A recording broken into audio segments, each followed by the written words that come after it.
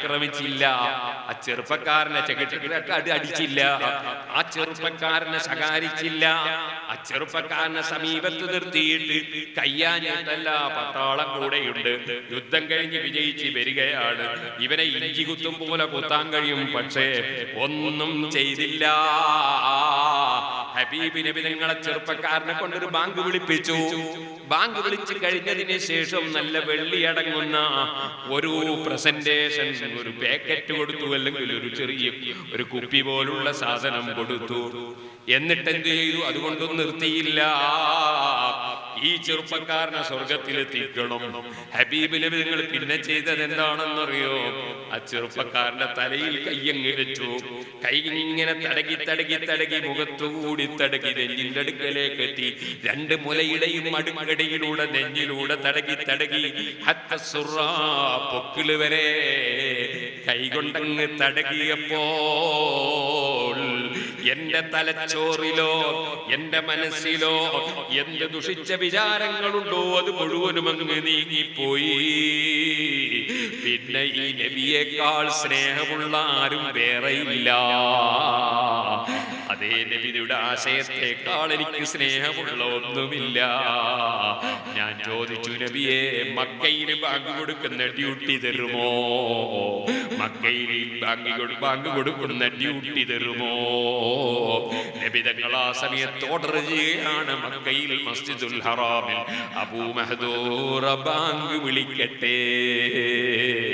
അങ്ങനെയാണ് മസ്ജിദുൽ ഹറാമിൽ അബൂ മഹ്ദൂറ റളിയല്ലാഹു അൻഹു മസ്ജിദുൽ ഹറാമിലെ ബാങ്ക് വിളിക്കുന്ന സഹാബി ആയത് ചരിത്രമല്ലേ? ഇങ്ങനെ ഒരു കാരുണ്യമുള്ള നേതാവിനെ വെട്ടാൻ വന്നവനെ സ്വർഗത്തിൽ കടത്തണം, പരിഹസിച്ചവനെ സ്വർഗത്തിൽ കടത്തണം. അതിനാവശ്യമായ സൗമ്യമായ പെരുമാറ്റം വേണം, അതിനാവശ്യമായ രൂപത്തിൽ സംസ്കരിക്കണം എന്ന് ചിന്തിച്ച റഹ്മത്തുൽ ലിൽ ആലമീൻ മുഹമ്മദുർ റസൂലുള്ളാഹി സ്വല്ലല്ലാഹു അലൈഹി വസല്ലം തങ്ങളുടെ അനന്തരക്കാരാണ് ആലിമീങ്ങൾ, ശരിയായ സുന്നത്ത് ജമാഅത്തിന്റെ ആലിമീങ്ങൾ. ആ നബി തങ്ങളുടെ അനന്തരക്കാരാണ് അൽ ഉലമാഉ വറസത്തുൽ അംബിയാ. ആ അനന്തരക്കാർ ഹബീബ് നബി തങ്ങളുടെ സ്വത്താണ് അവർ അവകാശപ്പെടുത്തത്. സുബ്ഹാനല്ലാഹ്. ഇവിടെ കുറെ എസ്റ്റേറ്റുകളുള്ള മുതലാളിമാരുണ്ടാകാം, കുറെ ബിൽഡിങ്ങുകൾ ഉള്ളവരുണ്ടാകാം, അതുപോലെ കുറെ വാഹനങ്ങൾ ഉള്ളവരുണ്ടാകാം. അല്ലാഹു എല്ലാവർക്കും ഖൈറും ബർക്കത്തും ഏറ്റി കൊടുക്കട്ടെ.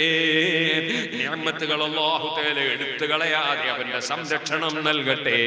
എന്നാൽ ഞാൻ പറയട്ടെ, അതൊക്കെ ഏതൊരാൾക്കും ലഭിക്കാവുന്ന സ്വത്തുക്കളാണ്. അതേ സമയത്ത് അമ്പിയാക്കളുടെ സ്വത്തുക്കൾ എന്താണ്? ഹബീബ് നബി തങ്ങളുടെ സ്വത്ത് എന്താണ്? അത് ഇൽമാണ് കേട്ടോ. ശരിയായ നാഫിആയ ഇൽമാണ് ഹബീബ് നബി തങ്ങളുടെ സ്വത്ത്. ആ സ്വത്ത് അനന്തരം കിട്ടിയവർ വലിയ ബഹുമാനമുള്ളവരല്ലേ? എന്തുകൊണ്ടാണ് എത്ര മുതലാളിമാർ ഇവിടെയൊക്കെ മരിച്ചു പോയിട്ടുണ്ട്.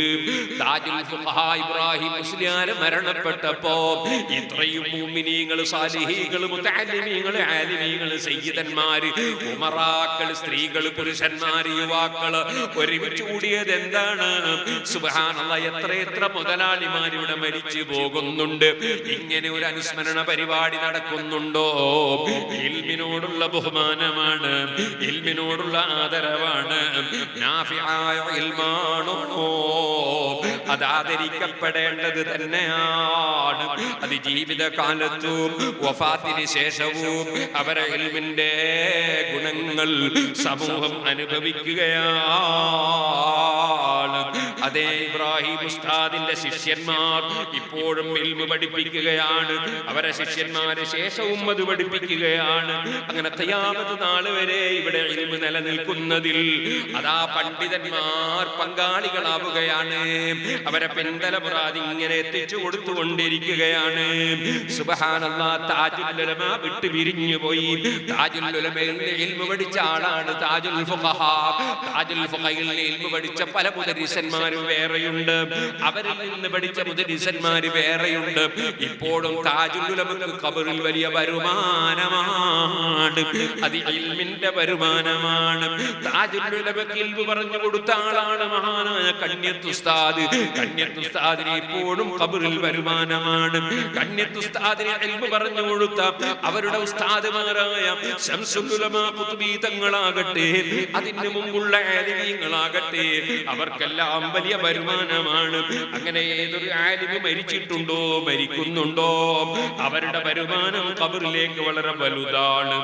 ആ ഇൽമിന്റെ വഴിയിലേക്ക് നമ്മളെ മക്കളെ പ്രവേശിപ്പിക്കാൻ നോക്കണം. മക്കളെ എത്ര ഉണ്ടായാലും ഒരു മകനെങ്കിലും ആലിമാക്കാനുള്ള മനസ്സില്ലാത്തവരായി പോകരുത്. നമ്മളെ ഒരു മകനെങ്കിലും ആലിമാക്കി വളർത്തണമെന്ന ചിന്ത ഓ മുഅ്മിനീങ്ങളെ, രക്ഷിതാക്കളെ, നമ്മുടെ മനസ്സിലുണ്ടാകണം. ഒരു ആലിമെങ്കിലും നമ്മളെ വീട്ടിലുണ്ടായാൽ അതൊരു വലിയ ബറക്കത്തല്ലേ. എന്റെ ചെറുപ്പക്കാരായ കുട്ടികളെ, നിങ്ങളും ടെലിഫോണിൽ സമയം നഷ്ടപ്പെടുത്താതെ, ഉള്ള സമയം മുഴുവനും ഈ മൊബൈൽ ഫോണിൽ കളിച്ചു തീർക്കാതെ കിതാബ് നന്നായി പഠിക്കാൻ ശ്രമിക്കണം. നന്നായി ഇൽമു മനസ്സിലാക്കണം, നാഫിയായ ഇൽമു സമ്പാദിക്കണം. ഈ ഉമ്മത്തിനെ രക്ഷപ്പെടുത്താൻ ആലിമീകൾക്കേ കഴിയൂ.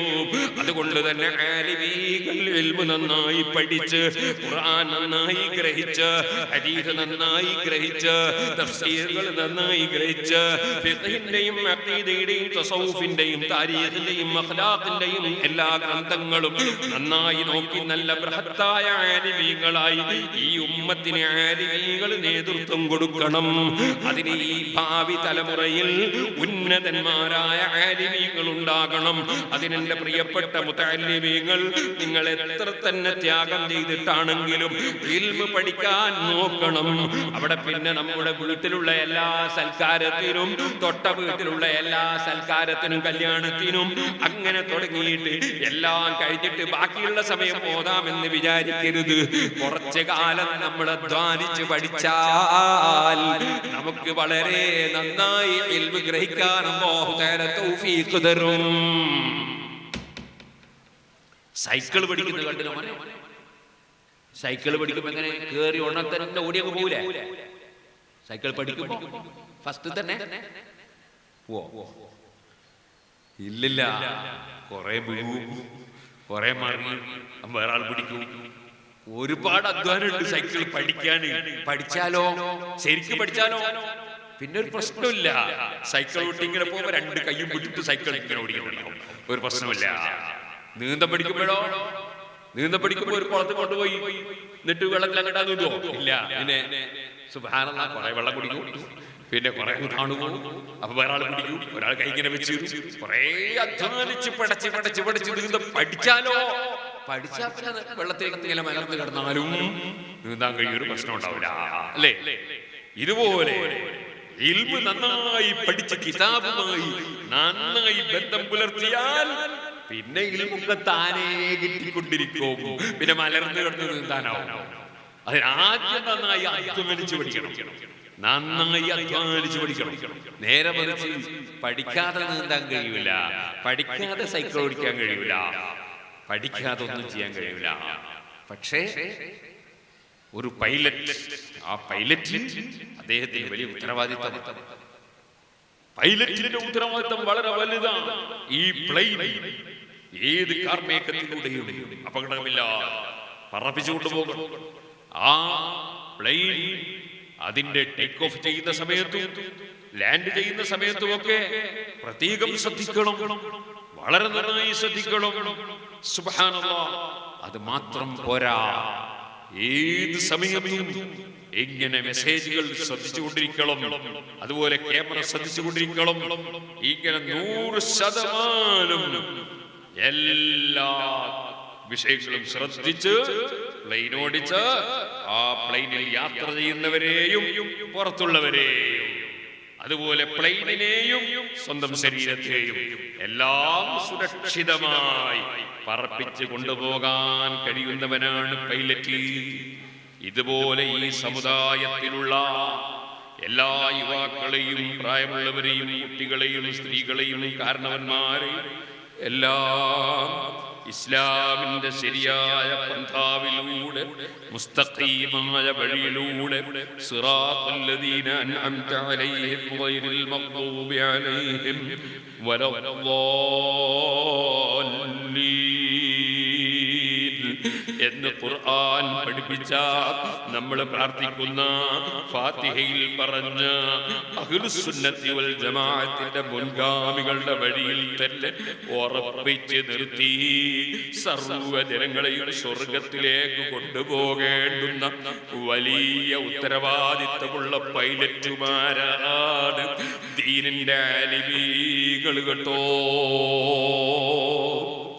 ആ ആലിമീകൾ ചിലപ്പോ ഉപദേശിക്കുമ്പോ പ്ലെയിനിൽ കയറിയിട്ട് നിങ്ങളെ മൊബൈൽ ഫോൺ ഓഫാക്കണം അല്ലെങ്കിൽ ലൈറ്റ് മോഡാക്കണം എന്ന് പറയുമ്പോ അതിന് മനസ്സില്ലാന്ന് വിചാരിക്കരുത്.